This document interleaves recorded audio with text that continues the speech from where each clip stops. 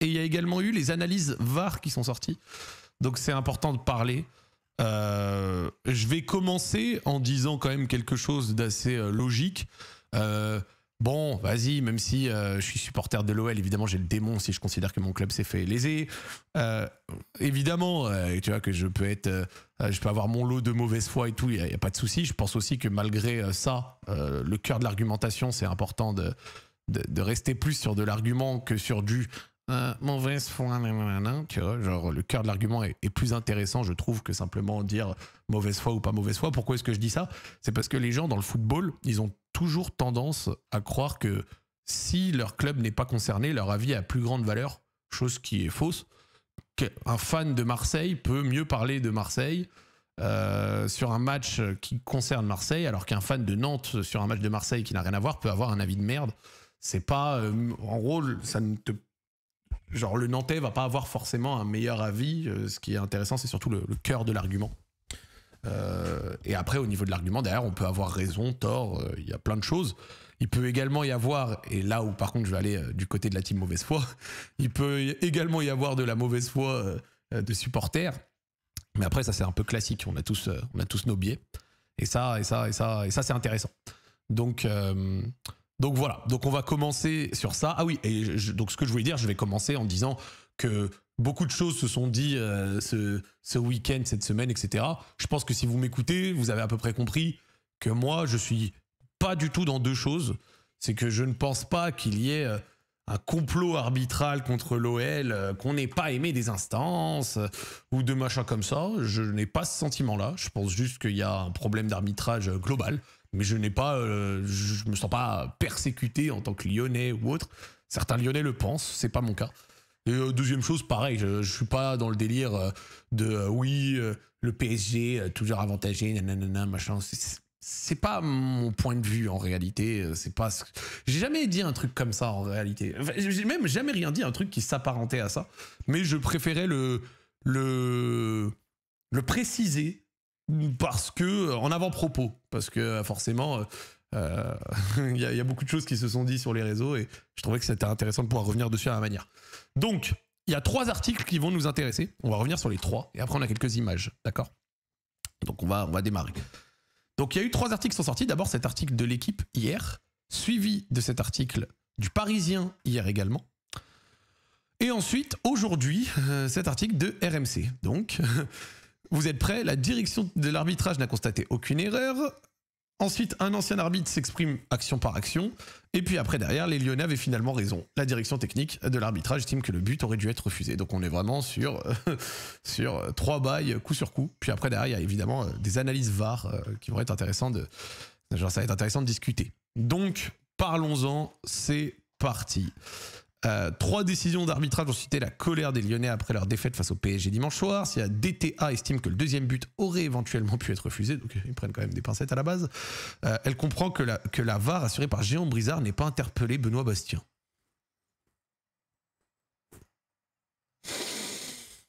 Ok. Donc, déjà, moi, en tant que Lyonnais, ça me troue un peu le cul, parce que... En fait, ça me troue un peu le cul parce que contre Saint-Étienne la saison dernière, il y a carton rouge évident et Frappard, il me semble que c'était sort le rouge.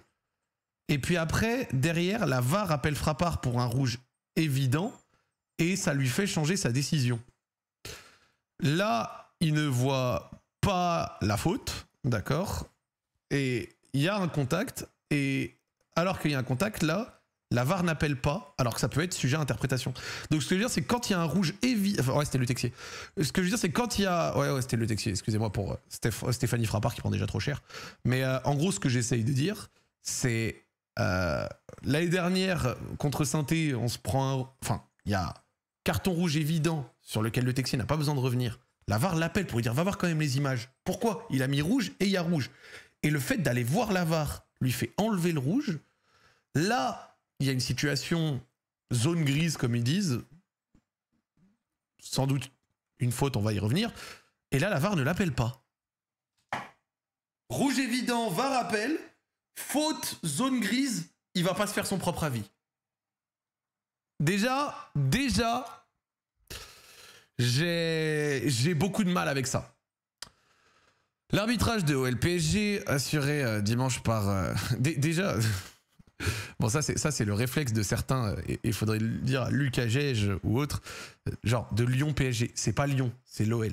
Sinon, tu écris Lyon-Paris. Mais Lyon-PSG, ça n'a pas de sens, mais là, je casse les couilles. Notamment assisté par Jérôme Brizard, suscité de nombreuses polémiques, exprimées entre autres par Corentin Tolisso et Georges Massiel. Sachant que le carton rouge adressé à Tagliafico juste avant le but ne souffre d'aucune contestation, et ça on est totalement d'accord. Nous revenons ici sur les 3 décisions qui prêtent le plus à discussion. La main non sifflée d'Ia Zabarni. Sur un corner tiré par Morera, le Parisien Zabarni saute avec la main gauche levée devant Ruben Kluivert qui cherchait à reprendre le ballon de la tête. Le geste du défenseur central est très suspect, mais ses phalanges sont repliées au moment où elles sont très légèrement effleurées par le ballon, dont la trajectoire ne semble pas modifiée. Selon notre interprétation, ne pas siffler pénalty sur cette action ne peut pas être considéré comme une erreur, donc M. Brizard a sans doute eu raison de ne pas appeler M. Bastien pour aller visionner les images. Amaury Delerue, le VAR a respecté le protocole de l'IFAB en visionnant tous les angles et toutes les images à sa disposition, aucune ne montrant clairement que la décision de ne pas siffler pénalty est erronée avec certitude et donc si Zabarni a touché le ballon ou non. Saïd Njimi, l'intention est déjà coupable car il veut toucher le ballon de manière délibérée, même s'il retire sa main au dernier moment. Si jamais il l'a ne serait-ce qu'effleuré, le pénalty s'imposait. Si la VAR avait la certitude que c'était le cas, il fallait appeler M. Bastin. Or justement, cette certitude n'existe pas, comme nous l'explique Amaury Delerue. Donc déjà... Donc Amaury Delerue est venu dans un camp libre et tout, je respecte, il n'y a pas de souci, genre l'homme, je lui ai déjà parlé plein de fois, donc je le taille pas du tout. Hein. Donc juste, je suis factuellement pas d'accord. Je ne comprends pas comment il peut dire ça. La VAR a respecté le protocole en visionnant tous les angles et toutes les images à sa disposition, aucune ne montrant clairement que la décision de ne pas siffler et Saïd Njimi, je dirais ancien arbitre, te dit l'intention est déjà coupable car il veut toucher le ballon de manière délibérée, même s'il retire sa main. Si jamais il ne serait-ce qu'effleuré, ce qui est le cas, le pénalty s'imposait. Si la VAR avait la certitude que c'était le cas, il fallait appeler M. Bastien. Donc, et le ballon n'a ni ralenti ni changé de trajectoire, donc Zabarni n'a pas touché le ballon. Mais vraiment, ça pour le coup, je vais le redire, achetez-vous des yeux. Je sais que c'est pas évident, mais il y a des angles qui le montrent clairement que le ballon change. Et évidemment que la main de Zabarni a touché. Ou alors vous êtes les plus... Genre, le hasard parfait, quand le ballon arrive au moment où on entrevoit le choc, la main ferme. Bizarre. Hop là, d'un coup. Putain, c'est pas de chance quand même. On voit une trajectoire changer. Et en plus, les doigts se referment au même moment. C'est pas de chance quand même. Donc évidemment que le ballon touche, d'accord. Donc voilà. Et en fait, quand on écoute ça, parce qu'en réalité sur le corner, ça s'appelle un réflexe. Oui. Le réflexe bras haut et yeux fermés. Donc en fait, c'est un réflexe comme ça, tu vois. D'un coup, quand le ballon arrive, les doigts tombent comme ça tout seuls, sans contact du ballon. C'est magnifique, vraiment, c'est très réflexe. Bon, voilà. On va pas focaliser sur quelques idiots qui disent n'importe quoi pour le coup, mais là, ce qui est intéressant, c'est que sur l'action, et ça je l'ai vu, il siffle aussi une poussette sur Zahir Emery. Mais ce qui est intéressant, c'est qu'il y a poussette éventuelle de Kluivert, mais malgré tout, il attend tout le processus de la VAR pour vérifier s'il y a main. Donc en fait, cette poussette est même un non-sujet, parce que même si éventuellement elle a lieu, il n'aurait pas revérifié la main si la poussette annulait l'action. Donc ce truc de ouais mais il y a poussette, je pense aussi qu'il considère que la main serait revenue. Je vérifie Benoît. Ouais, c'est au milieu là s'il te plaît. Je veux voir s'il y a une main de Zabarni là. Donc déjà de toute façon, hop, regardez, hop là. Enfin, je trouve ça dingue. Attends. Mais le pire, je vais être honnête, j'aimerais bien pouvoir zoomer, mais sans déconner, je trouve que même sur cet angle, tu vois le changement de trajectoire. Je sais même pas comment ils peuvent débattre du changement de trajectoire, alors que même sur cet angle, on voit le changement de trajectoire. C'est ça qui est dingue. Genre, regardez. Genre, là, le ballon, il arrive d'ici, donc il est là. Et même là, je trouve que le changement de trajectoire est visible. Donc regardez, hop, là, le ballon, il est au niveau de la barre, là, là. Il y a un changement qui fait... Donc le changement de trajectoire est même visible, je trouve. Là, regarde. Et moi je check. Et moi je check s'il y a une main de Zabarni. C'est fou. Le changement de trajectoire est tellement visible. Il est tellement visible. Et au même moment, ceux qui pensent que... Donc attention les gars, rappelez-vous, hein, donc d'après le FC du chat, donc de certains, Zabarni qui saute comme ça et qui a les yeux fermés, aurait eu un réflexe de fermer les doigts au moment où le ballon arrive sur la main sans que ça le touche.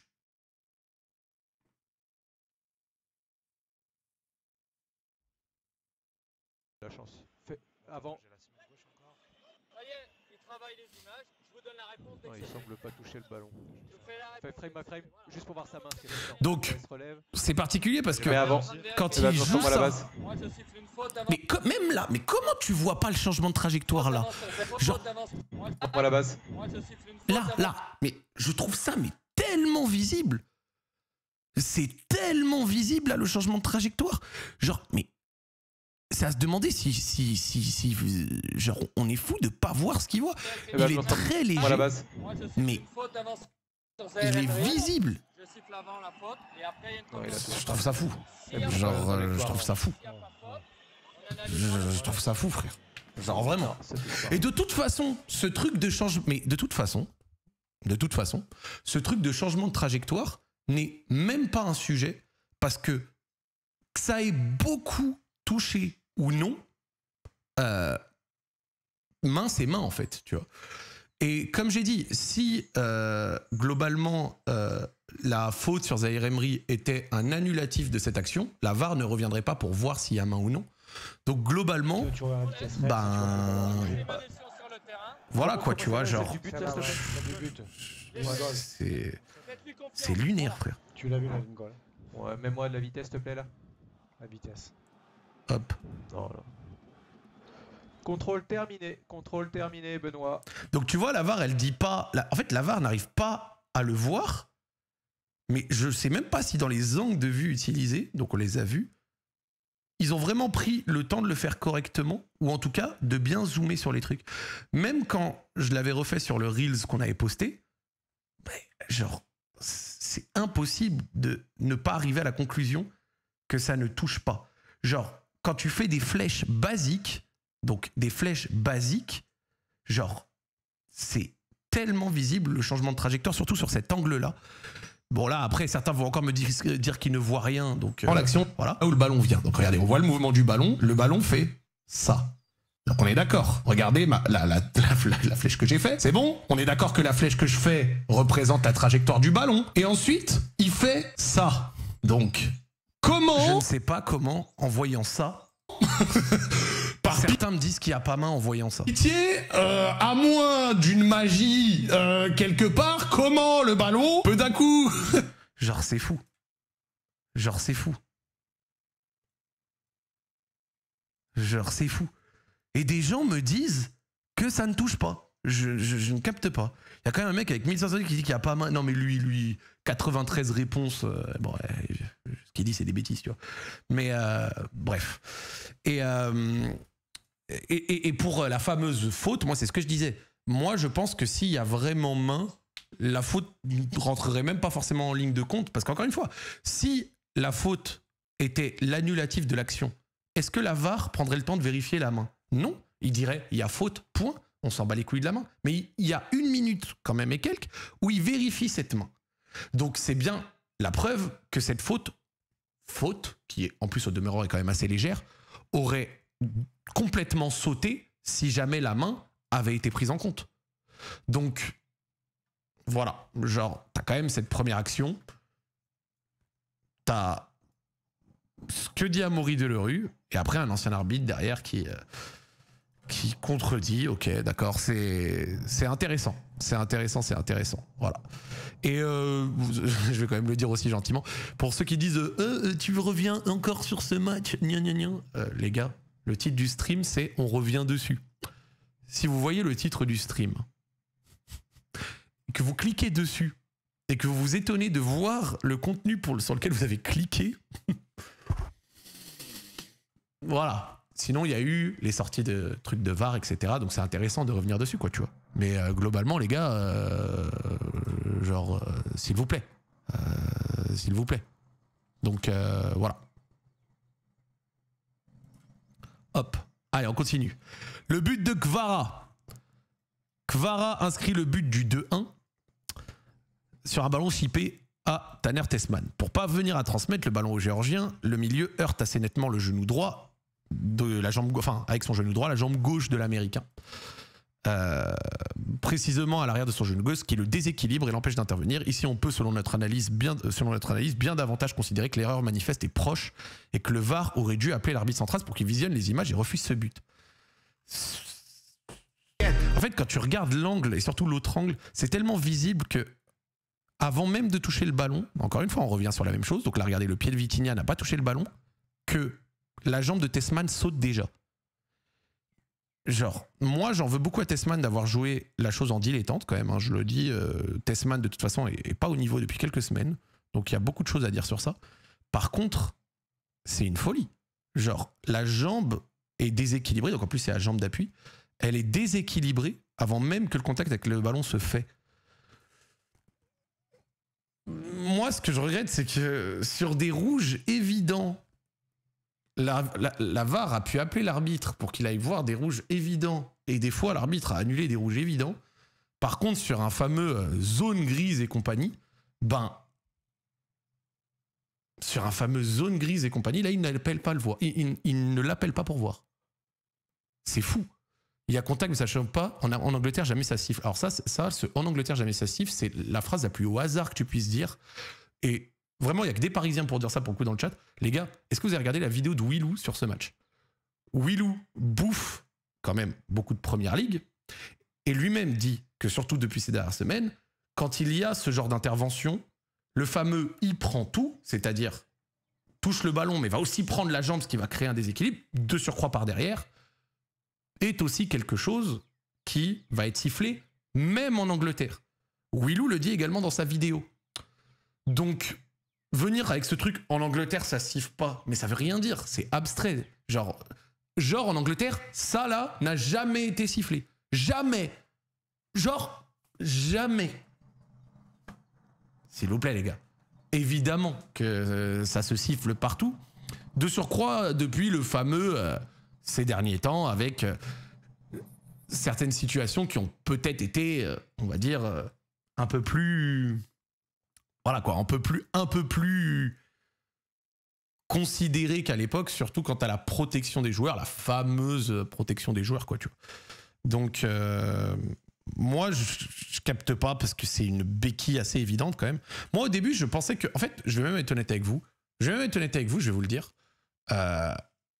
Au départ, je pensais qu'il y avait contact des deux en même temps. C'est-à-dire, genre, ballon et la jambe. Si ça avait été ballon et la jambe, ok, d'accord. Si ça avait été ballon et la jambe, en même temps, on est plus dans l'interprétation éventuelle et compagnie, je peux l'entendre. Mais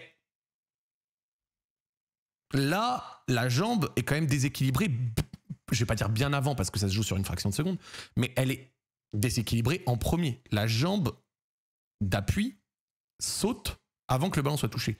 Le ballon est touché derrière et ensuite, par contre, la continuité du geste fait tomber Tessmann. Donc en fait, le déséquilibre commence avant que le ballon soit pris. Donc je capte pas comment est-ce que, à minima, la VAR ne l'appelle pas. Ce qui est quand même dérangeant et ce qui te donne au final ça, quoi.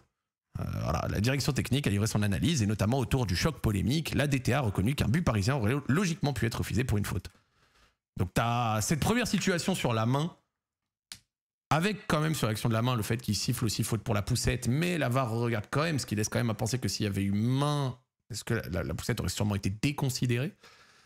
Là, tu as quand même une balayette assez évidente, enfin balayette, une espèce de béquille récupération du ballon par derrière avec un contact derrière la cuisse, quoi.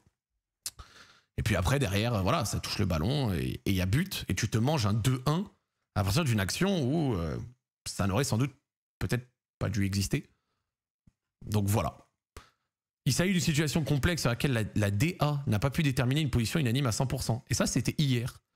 Et puis après, derrière, boum, le lendemain, au final, c'est bon. Le ballon est touché par Vitinha après un contact derrière le genou. Ce contact impacte sa capacité à garder la maîtrise du ballon. C'est pourquoi on irait prioritairement vers une faute à la récupération et un but refusé. Mais on est en zone grise. Donc c'est ça que je...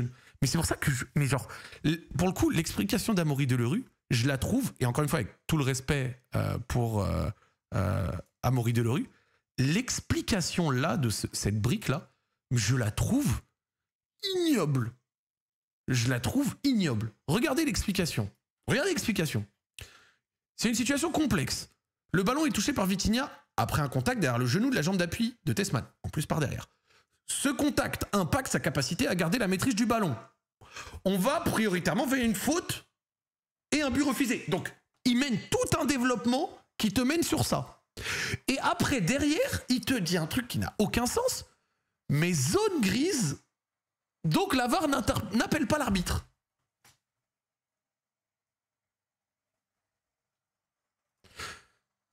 C'est une faute parce que ça, mais c'est la zone grise, donc on va pas. Donc l'arbitre n'a. Ah! Mais ça n'a pas de sens. Et même pour contrer ça, même si c'était de la zone grise, bah à ce moment-là, tu appelles l'arbitre pour qu'il aille voir et se fasse sa propre idée de la zone grise. Parce que par contre, je comprends totalement que Benoît Bastien ne l'ait pas vu à vitesse réelle, tu vois.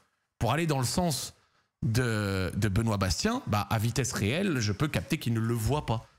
Par contre, le fait que la VAR ne l'appelle pas, la VAR appelle des fois l'arbitre sur des cartons rouges évidents et sur une faute zone grise qui donne un but, la VAR n'appelle pas.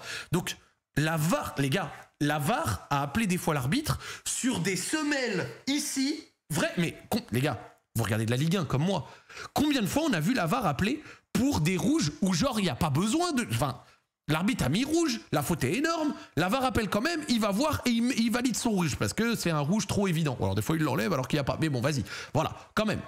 Là on est sur de la pure... sur un pur moment où c'est chaud de décider. C'est dingue. Zone grise égale difficile de juger faute pas faute et on appelle la VAR que s'il y a une erreur manifeste CQFD. Rob fut. Toi t'es supporter parisien, je sais, je t'ai banni l'autre soir parce que t'as été insolent, je te redébanne.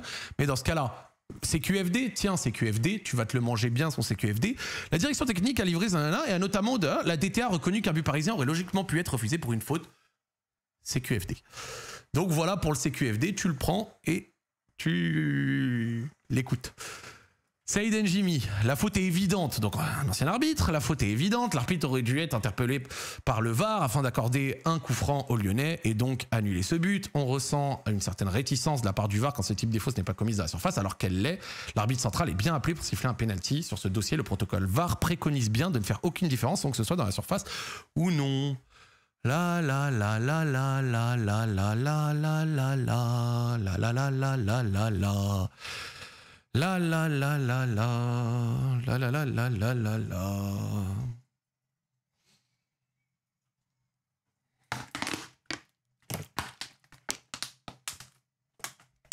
Voilà.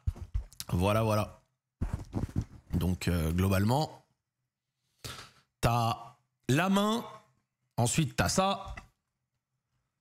La faute de Lee sur Tagliafico, donc sur la fin de son geste, alors que le ballon est déjà parti, donc il est parti pas grand chose, mais voilà, il est déséquilibré par un mouvement du pied gauche qui touche le haut de son mollet droit, on dirait presque la cuisse quoi. Il n'accorde pas pénalty en considérant que ce contact n'avait pas d'influence sur l'action. Alors, je ne sais pas à quel point on peut juste prendre l'influence sur l'action comme un truc, parce qu'à la fin ça donne quand même un coup de pied. C'est pas fait exprès, c'est pas... Kanguinli veut pas être méchant, genre je ne l'accuse pas de méchanceté, mais c'est un geste pas maîtrisé qui donne un coup de pied dans la jambe, quoi. Selon notre interprétation, cela peut se comprendre et ça ne considère pas... La VAR a donc eu raison de ne pas l'appeler. Delerue confirme sans hésiter pour la DTA. L'intervention de Lee est non sanctionnable au regard des lois des jeux. Il s'agit de contact naturel qui n'a pas empêché Tagliafico de jouer le ballon. Contact naturel. Contact naturel. Un contact naturel. Je ne comprends pas en quoi le contact est naturel. C'est une tentative d'intervention. Tagliafico lui passe devant et il tape la jambe de Tagliafico en essayant de frapper. C'est où le naturel? C'est un coup de pied en retard. Contact naturel. Et donc du coup, moi, je pousse le raisonnement à l'absurde parce que du coup, en fait, normalement, c'est un geste non maîtrisé, tu vois. Mais vas-y, on va prendre le geste à l'absurde. Si ce contact naturel ou si cette intervention ratée avait tapé, j'en sais rien, le haut de la jambe, le ventre, le torse, le visage, à quel point on aurait considéré ça naturel ou alors le ballon est parti. Je capte pas. C'est un coup de pied dans un joueur. Donc, je comprends pas du tout. Je pense que sur une autre partie du terrain, il siffle sans hésiter. Et c'est d'ailleurs intéressant parce que sur l'article, là, tu vois, sur l'article-là, Bruno Derrien, donc ancien arbitre aussi, qui revient et l'a regardé. Donc là, c'est l'action. L'analyse de Bruno Derrien, ancien arbitre, encore une fois, c'est la situation la plus évidente. Si le fait que le ballon ait déjà été tiré change la donne, non. Attention, non. Non, c'est presque concomitant. Mais c'est vrai que c'est une situation un peu compliquée. Il y a eu beaucoup de situations qu'on faisait à la surface, mais peut-être que le fait que le ballon soit déjà parti a indiqué l'arbitre n'a pas sifflé. Je ne veux pas être tranchant, mais cette situation, il peut sanctionner ma décision penalty. Donc,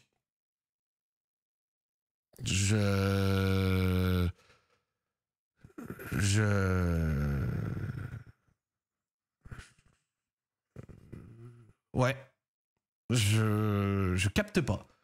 Est-ce que le fait que le ballon soit déjà parti autorise les coups de pied dans les jambes? Et sinon, ça aurait été quoi? Genre, à quel moment tu reviens dessus? Enfin, genre, ouais. Ouais. Ok. Donc voilà un peu pour le truc. Mais alors, par contre, le principe de contact naturel, il n'y a absolument rien de naturel dans le contact. Hein. Je capte pas le naturel. Le naturel n'a aucun sens dessus. Donc voilà. Donc pour Bruno Derrien, voilà. Et un autre truc où en regardant les images, je pense que je me suis trompé et je vais aller dans le sens des Parisiens pour le coup. Je vais dans votre sens, les mecs. Je pense que finalement, le penalty Mata sur Mayoulou pouvait largement se justifier et je pense que je me suis trompé. Voilà. Je suis honnête avec vous, j'ai revu un peu l'action.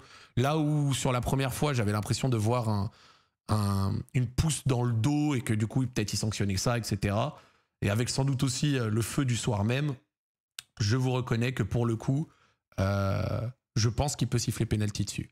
Par contre, sur Warren Zaïre-Emery, il n'y a rien pour moi parce que c'est dans la surface, c'est léger, c'est pas du tout la même chose. Par contre, Mata, sur ça, je peux l'entendre largement. Et Bruno Derrien, il va également dans ce sens. L'article ici ne l'adresse pas.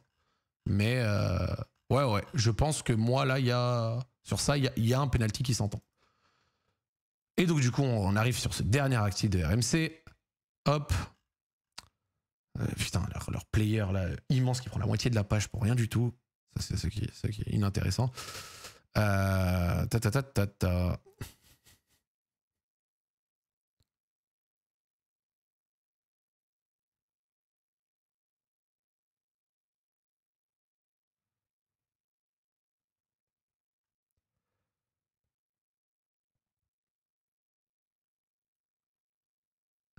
Dans la foulée de l'égalisation, considérant le contact de la jambe droite sur l'arrière, très antérieurement à la déviation, ce contact pouvant expliquer la chute du joueur lyonnais, la décision technique priorisée par la DTA et l'annulation du but, et la reprise du jeu par un coup franc direct en faveur de l'équipe lyonnaise, a ainsi précisé l'instant sans totalement désavouer Benoît Bastien et Jérôme Brizard.